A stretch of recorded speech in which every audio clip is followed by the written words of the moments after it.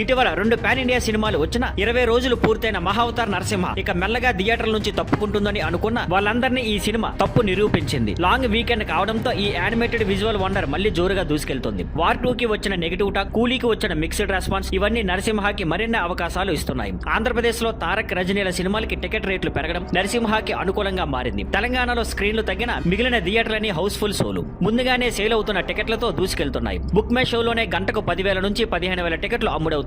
ఇంకా ఎంతో మంది ఈ సినిమాను చూడాల్సి ఉందని ఇది స్పష్టంగా చెబుతోంది. ఇప్పటికే 200 కోట్ల గ్రాస్ దాటిన ఈ సినిమా సులభంగా మరో 100 కోట్లు దాటేలా కనిపిస్తుంది. ఫ్యామిలీ ఆడియన్స్ వార్ 2, కూలీ కంటే నరసింహానే ఎంచుకుంటూ బాక్సాఫీస్ పరిస్థితిని పూర్తిగా మార్చేశారు. ట్రేడ్ రిపోర్ట్స్ ప్రకారం చాలా సెంటర్లో శని, ఆదివారాల్లో నరసింహ షోలు పెరుగుతున్నాయి. డిమాండ్ చూసి కొత్త సినిమాల షోలు తగ్గించి నరసింహకి ఇస్తున్నారు. ఇది చాలా ఏళ్ల తర్వాత జరుగుతుంది. ఇలా సినిమా జోరు కొనసాగితే ఈ నెలాఖరు వరకు మహావతార్ నరసింహ ఆగే అవకాశం లేదు. మధ్యలో పెద్ద సినిమాలు లేకపోవడం, ఆగస్టు 27కి రావాల్సిన రవితేజ మాస్ జాతర వాయిదా పడే ఛాన్స్ ఉండటం ఇవన్నీ నరసింహకి మరింత బలం ఇస్తున్నాయి. సినిమా రెస్పాన్స్ అంత బలంగా ఉండటంతో ఒక ప్రొడక్షన్ హౌస్ స్టార్ హీరోతో చేయాలనుకున్న ఫ్యాంటసీ సినిమాను డ్రాప్ చేసి ఫుల్ యానిమేటెడ్ మూవీ చేయాలనుకుంటోంది. ఈ స్థాయిలో నరసింహ దూసుకెళ్తుండటంతో త్వరలో ఆగే సూచనలు ఏమాత్రం లేవు. Thank you for watching. Please like, share and subscribe.